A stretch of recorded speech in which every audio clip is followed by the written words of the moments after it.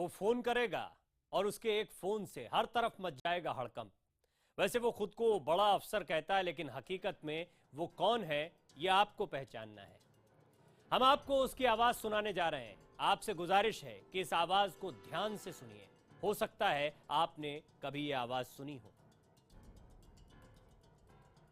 अभी आपको एक इंफॉर्मेशन है, इसमें काठमांडू जाने वाली फ्लाइट में टाइम बम लग चुका है। तुरंत इसको एक्शन लीजिए।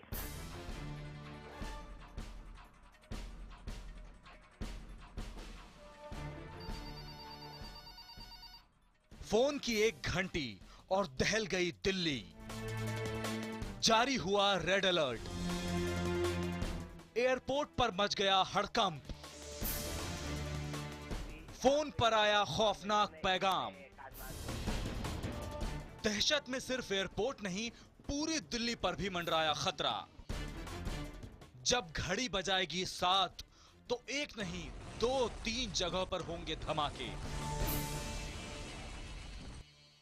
अभी आपको एक इंफॉर्मेशन है, इसमें काठमांडू जाने वाली फ्लाइट में टाइम बम लग चुका है। तुरंत इसको एक्शन लीजिए। हाँ, और एक और है एयर इंडिया की फ्लाइट जो बू AI 075। AI 075। हाँ, ये भुवनेश्वर जाने वाली है। अच्छा, ये AI। और आपको सर ये इन्फॉर्मेशन कहाँ से मिली है? मजाक नहीं, यह आतंक है। सुनिए दहशत के पैगाम का पार्ट 2। हाँ सर, नमस्ते सर। ये काठमांडू RA206 काठमांडू जाने वाली फ्लाइट 10:40 है सर। हाँ जी। काठमांडू जाने वाली फ्लाइट 10:40 पर है ना सर। फ्लाइट नंबर बताइए। फ्लाइट नंबर है RA206। लाइन पर चेक करो। ये फोन आया और जारी हो गया alert. Trend NSG commando, dog squad, बम स्क्वाड, पुलिस के सैकड़ों जवान दौड़ पड़े। आखिर किसका था ये फोन? कहां से आई थी ये कॉल और किसने दी ये खुफिया जानकारी? चलिए आपको सुनवाते हैं दहशत का पूरा पैगाम। हाँ, टाइम है 1040। ऑन टाइम है 10:40 पे। फाइनल साल इसका हो गया है। हाँ जी। अभी आपको एक इंफॉर्मेशन है, इसमें काठमांडू जाने वाली फ्लाइट में टाइम बम लग चुका है। तुरंत इसको एक्शन लीजिए इसका। बम लगाया जा चुका है, वो भी फ्लाइट में। एक धमाका और जाने कितनी जाने पल में खाक हो जाएंगी।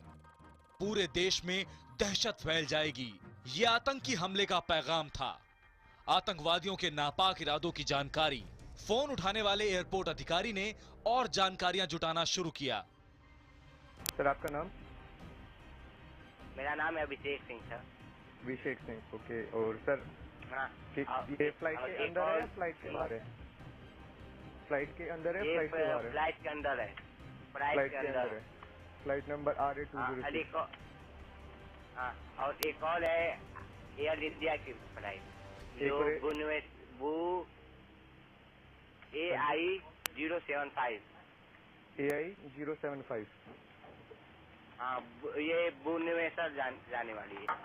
अच्छा, ये AI। और आपको सर ये इन्फॉर्मेशन कहाँ से मिली है? ये हम CBI से बोल रहे हैं। ये हमारे ऑफिस में फोन आया था CBI की। सीबीआई दफ्तर से फोन, इतने बड़े हमले की जानकारी और वो भी यूं। ये तो उनके काम करने का तरीका नहीं। अधिकारी का दिमाग खटका, लेकिन जानकारी संगीन थी, बेहद गंभीर थी। लिहाजा वो और जानकारी जुटाने में जुट गया।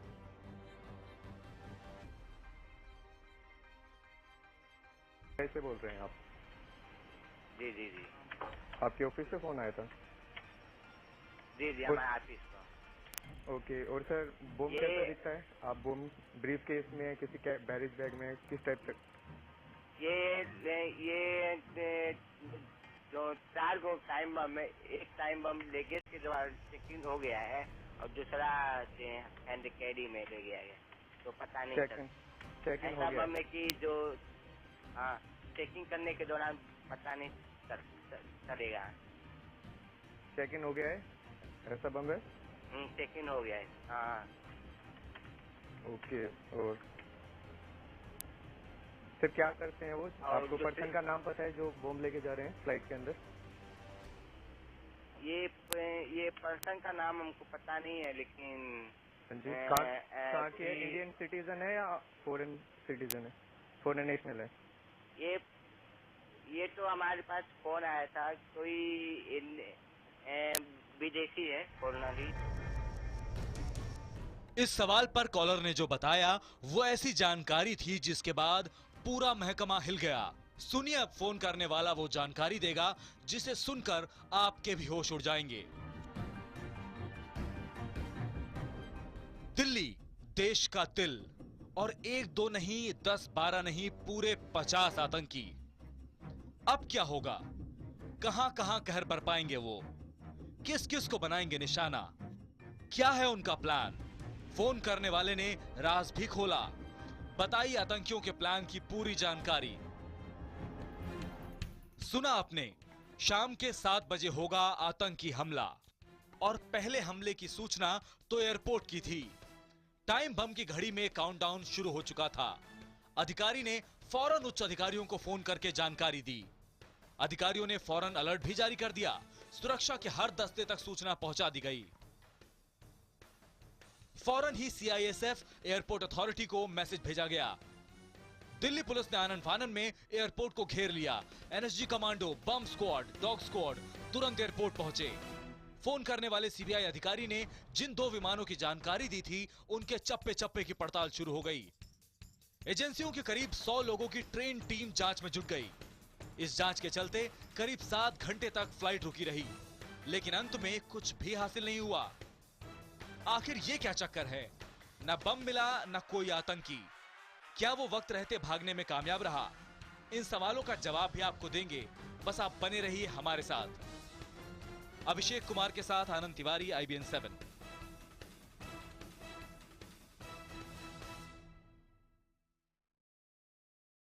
इतनी रिपोर्ट देखने के बाद यकीनन आपको कुछ सवाल परेशान कर रहे होंगे कि आखिर वो कॉल क्यों की गई थी। तो सबसे पहले आपको बता दें, ये फ़ोन 17 मार्च को आया था और ये एक हॉक्स कॉल थी, यानी कि फ़ोन करने वाले ने फर्जी जानकारी दी थी। ये बातें जानने के बाद आप सोच रहे होंगे कि हाई टेक्नोलॉजी के ज़माने में इस तरह की फर्जी कॉल करने वाला गिरफ्तार तो ज़रूर हो गया होगा। तो हम आपको ये भी बता दें कि सच्चाई जानकर आप और भी हैरान हो जाएंगे।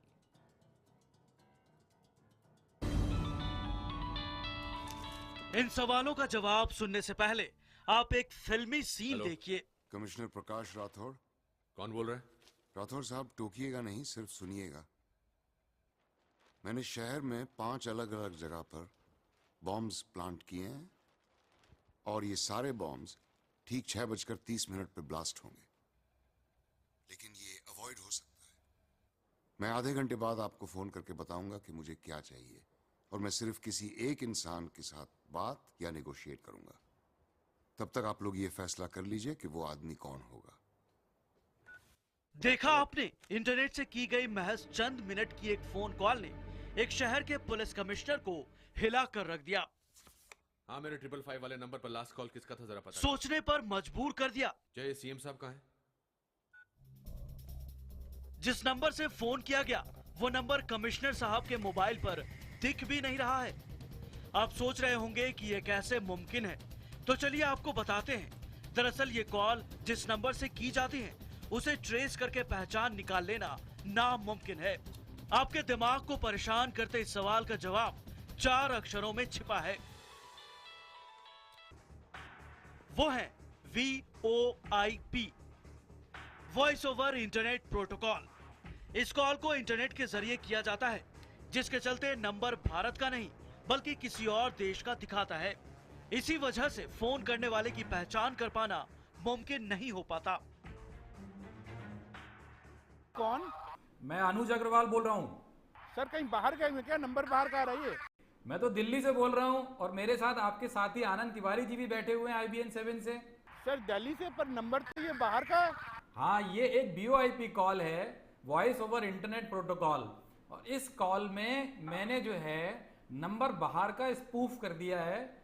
अगर इस नंबर को कोई आप कॉल वापस भी करेंगे तो आपको मेरी आइडेंटिटी का पता नहीं चलेगा। इस तरह की दहशत की कॉल ने देश के सबसे बड़े एयरपोर्ट पर हड़कंप मचा दिया।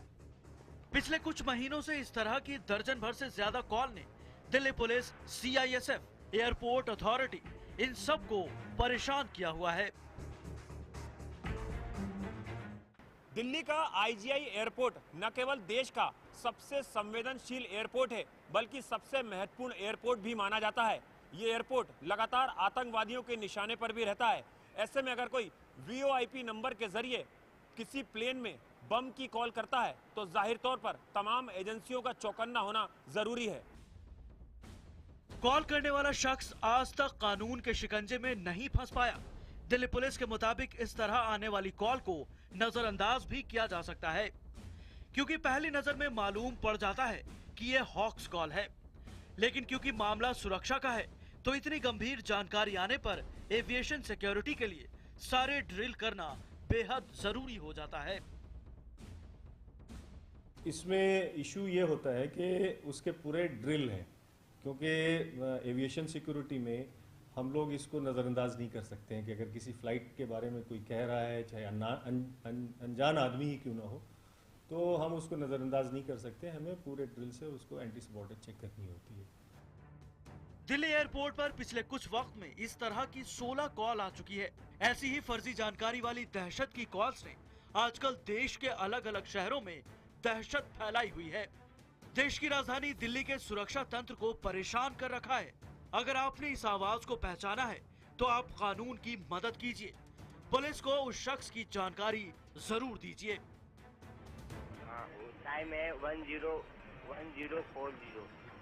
ऑन टाइम है 10:40 पे। फाइनल साल इसका हो गया है। हाँ जी। अभी आपको एक इंफॉर्मेशन है, इसमें काठमांडू जाने वाली फ्लाइट में टाइम बम लग चुका है। तुरंत इसको एक्शन लीजिए इसका। अभिषेक कुमार के साथ आनंद तिवारी, दिल्ली, IBN 7। मौत सिर पर खड़ी थी और उस जाबाज को अपने बच्चों की जिंदगी की फिक्र थी। जी हम बात कर रहे हैं NIA के DSP तंजील की। जिस वक्त कातिलों ने DSP को गोली मारी, उनके मुंह से जो पहला लफ्ज निकला वो एक बाप की चिंता थी। चलिए आपको सुनवाते हैं उन्हीं के बच्चों की जुबानी उस दर्द की कहानी।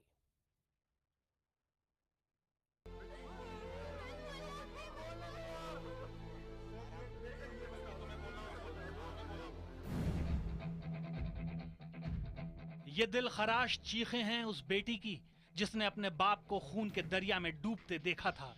ये दर्द है उस बच्ची का जिसने मरते हुए बाप के चेहरे पर बच्चों की फिक्र की लकीरें देखी थीं। पापा ने बस इतना क्या हो गया बेटा? पापा ने बस इतना बोला था कि जो जैसे उनकी पहली गोली लगी, पापा ने बोला कि झुक जाओ, नीचे झुक जाओ मुझे और मेरी बहन से। ये बात सुनकर आप समझ सकते हैं कि तंजील जितने जांबाज अफसर थे उतने ही जिम्मेदार बाप भी थे। उनके जिस्म में मौत दाखिल हो चुकी थी, लेकिन उस वक्त भी उन्हें बच्चों को बचाने की फिक्र थी। वहीं इन बच्चों को अभी तक नहीं पता है कि आखिर उनके पिता को इतनी बेरहमी से मौत के घाट क्यों उतार दिया गया। वो लोग थे एक बाइक पे, वो लोग आगे से आए, हमारी गाड़ी को देखकर पीछे यू टर्न लिया और पापा वाली साइड पे आके पीछे वाले ने शूटिंग करी। इन दोनों बच्चों के आंसू उनके दुखों की कहानी बयान करने के लिए काफी हैं। इन दोनों मासूमों ने वो खौफनाक मंजर देखा है जो जिंदगी भर इन्हें परेशान करता रहेगा। क्या बीती होगी इन बच्चों पर जिन्होंने अपने पिता को अपनी आंखों के सामने गोलियों से छलनी होते हुए देखा था। जब शीशा टूटा तो पापा की कंट्रोल खो गया, पापा की उस गाड़ी से, और आगे जाके गाड़ी डूब गई और वो मारते गए, पापा को मारते ही गए। उनकी गोली खत्म हो गई तब भी वो भर के फिर से मारते गए जब तक पापा बिल्कुल खत्म नहीं हो गए। रात घनी हो चुकी थी। सुनसान रास्ते पर दूर दूर तक सन्नाटा फैला हुआ था। कार में बाप की लाश पड़ी थी तो दूसरी सीट पर माँ की हालत भी बिगड़ रही थी। इन बच्चों की माँ को भी 4 गोलियां भेद चुकी थी। चलिए आपको पूरा घटनाक्रम सिलसिलेवार तरीके से समझाते हैं। तंजील अहमद उस दिन अपनी भांजी के निकाह में शामिल होने के लिए बिजनौर के स्योहारा गए थे। शादी की सभी रस्मों के खत्म होने के बाद रात करीब 1 बजे वो अपनी वैगनार कार लेकर दिल्ली के लिए रवाना हुए। तंजील गाड़ी चला रहे थे, जबकि बराबर की सीट पर उनकी बीवी फरजाना बैठी थी और दोनों बच्चे पिछली सीट पर सवार थे। अब ये सीसीटीवी फुटेज देखिए। इस फुटेज में 2 मोटरसाइकिल गुजरती हुई नजर आ रही हैं। जांच अधिकारियों को शक है इनमें से एक मोटरसाइकिल कातिलों की है। तो आपको बता दें, ये सीसीटीवी फुटेज एक स्कूल की इमारत से लिया गया है, जो शादी समारोह स्थल से 1 किलोमीटर की दूरी पर था, और इस स्कूल की इमारत से कत्ल की जगह का फासला है 5 किलोमीटर। जिस वक्त ये मोटरसाइकिल इस स्कूल के सामने से गुजरी थी, उस वक्त घड़ी में टाइम हुआ था 1:09, जबकि डीएसपी के कत्ल का वक्त है 1:15 के आसपास। मतलब साफ है 5 किलोमीटर का फासला लगभग 6 मिनट में तय किया गया था। आपको बता दें, इस हत्याकांड की कड़ियां जोड़ने में ये वीडियो काफी मददगार साबित हो सकता है। वहीं तंजील अहमद के बच्चों की माने तो उन्होंने शादी में 2 संदिग्ध लोगों को देखा था, जो उनके पिता को घूर रहे थे। वहाँ पर 2 बंदे खड़े हुए, तो मैंने ये जानने की कोशिश करी कि बेटा, मुझे कुछ अजनबी से लगे, और मैंने ये जानने की कोशिश करी कि बेटा ये शादी किसकी है, किसके यहाँ है। तो हमारे बहनोई का नाम मोहम्मद इकबाल है, मगर वो इकबाल सिंह बोले। फिलहाल जांच में जुटी पुलिस शादी के उसी वीडियो को खंगालने में जुटी है। तंजील की बेटी ने पुलिस को बताया है कि गोली चलाने वालों में से एक सांवले रंग का तंदुरुस्त इंसान था और वो शख्स शादी में भी मौजूद था। वो वीडियो हमें प्राप्त हो गया है और जो घर वाले हैं उनके साथ बैठकर इस वीडियो को देखा गया है और उस वीडियो के आधार पर लोगों को आइडेंटिफाई किया जा रहा है। साथ ही साथ में चूंकि अधिक परिवार वाले दिल्ली चले गए हैं, तो एक हमारी टीम दिल्ली भी गई है, तो उनके साथ भी बैठ के वीडियो को देखा जाएगा। इस पूरे हत्याकांड को देखकर साफ है कि कातिल पेशेवर थे। उन्होंने इस हत्याकांड को पूरी प्लानिंग के बाद अंजाम दिया था। ये भी साफ है कि उनका मकसद तंजील अहमद को हर हाल में मौत के घाट उतारना था, क्योंकि एक शख्स को मौत के घाट उतारने के लिए एक ही गोली काफी होती है। लेकिन हत्यारों ने 9 mm की पिस्तौल से 24 गोलियां डीएसपी के जिस्म में उतारी थी। उन्होंने ना तो बच्चों को कोई नुकसान पहुंचाया और ऐसा लगता है कि वो तंजील की बीवी को भी नहीं मारना चाहते थे। शायद फरजाना उन 4 गोलियों का शिकार हो गई जो तंजील के बदन को छूते हुए निकली थी। बहरहाल एनआईए भी अपने तौर पर जांच में जुट गई है, लेकिन जल्दबाजी में किसी नतीजे पर पहुंचने से बच रही है। यही वजह है एनआईए के अधिकारी बयान देने से भी बच रहे हैं। अभी हम कुछ भी नहीं कह सकते हैं। हमारी टीमें, यूपी की टीमें अभी इन्वेस्टिगेशन कर रही है, इससे ज्यादा हम कुछ नहीं कह सकते। बहरहाल मामला हाई प्रोफाइल है, इसलिए मर्डर मिस्ट्री को सुलझाने में यूपी पुलिस के अलावा दिल्ली पुलिस भी जुटी हुई है। वैसे तो इस हत्याकांड को कई एंगल से देखा जा रहा है। सबसे पहला एंगल तो आतंक से जुड़ा ही लगता है, क्योंकि तंजील अहमद वो अफसर थे जिन्होंने इंडियन मुजाहिदीन का नेटवर्क ध्वस्त करने में अहम रोल निभाया था।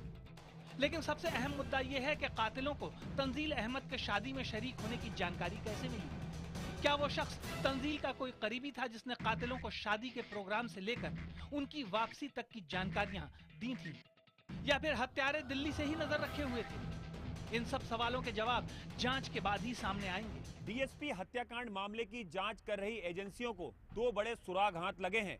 पहला शादी का वीडियो, सीसीटीवी फुटेज, और दूसरा मौका वारदात के आसपास लगे तमाम मोबाइल टावर्स की कॉल डिटेल। अब इन्हीं दोनों बड़े सुराग के जरिए इस हत्याकांड की गुत्थी को सुलझाने की कोशिश की जा रही है। बिजनौर से ब्रजेश तिवारी के साथ आनंद तिवारी, दिल्ली, IBN 7।